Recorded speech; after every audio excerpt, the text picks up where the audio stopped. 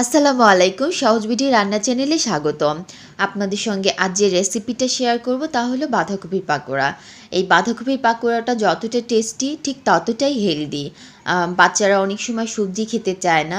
সবজিটাকে যদি আমরা ডিফারেন্ট ওয়েতে প্রেজেন্ট করি বাচ্চাদের সামনে, তাহলে অবশ্যই তারা এটা খেয়ে দেখবে। আপনারা অবশ্যই ট্রাই করে দেখবেন, আশা করি ভালো লাগবে। আমার এই রেসিপিটা যদি ভালো লাগে আপনাদের কাছে, তাহলে প্লিজ প্লিজ প্লিজ আমার চ্যানেলের সাবস্ক্রাইব বাটনটিতে প্রেস করবেন, পাশে থাকা বেল আইকনটিতে প্রেস করবেন, তাহলেই আপনি হয়ে যাবেন আমার চ্যানেলের একজন মেম্বার, এবং আমি যখনই কোনো নতুন রেসিপি আপলোড করব সবার আগে পৌঁছে যাবে আপনার কাছে। আমি এই পাকোড়াটা তৈরি করতে প্রথমে একটা পাতাকপির অর্ধেকটা নিয়েছি এবং এটাকে খুব ছোট ছোট করে কুচি কুচি করে কেটে নিয়েছি, যতটা সম্ভব কুচি করা যায় কেটে নিয়েছি। এরপর আমি এতে শুকনো মশলা দিয়ে দিব। প্রথমে দিয়ে দিচ্ছি স্বাদ মতো লবণ, এরপর দিয়ে দিব 1 চা চামচ পরিমাণ লাল মরিচের গুঁড়া, দিয়ে দিচ্ছি 1 চা চামচ পরিমাণ হলুদের গুঁড়া, হাফ চা চামচ পরিমাণ জিরা গুঁড়া,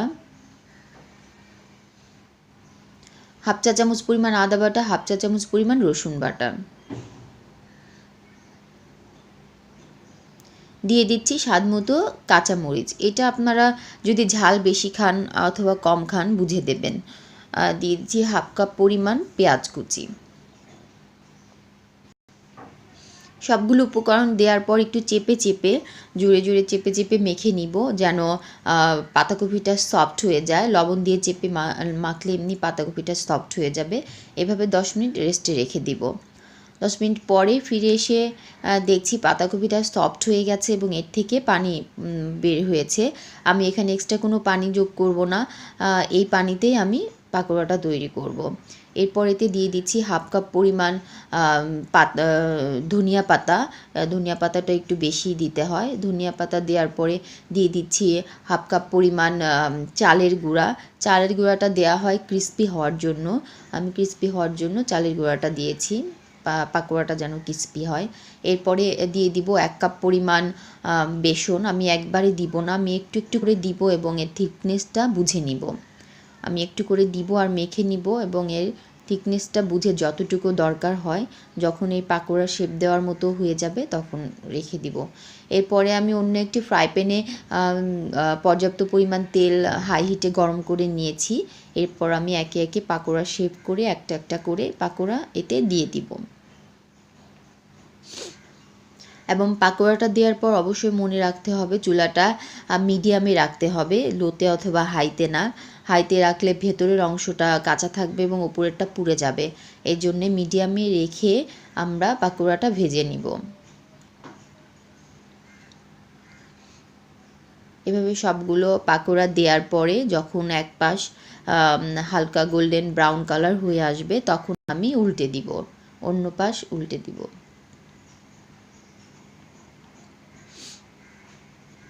এই পাকোড়াটা খুব ক্রিস্পি হয় এবং শীতের প্রথম বাঁধাকপি দিয়ে করলে অনেক মজা লাগে। আপনারা অবশ্যই ট্রাই করে দেখবেন, আশা করি ভালো লাগবে। যখন এরকম দুই পাশই গোল্ডেন ব্রাউন হয়ে আসবে, গোল্ডেন ব্রাউন কালার হয়ে আসবে, তখন এটাকে একটা ছাকনাযুক্ত চালনির সাহায্যে একে একে তুলে ফেলব।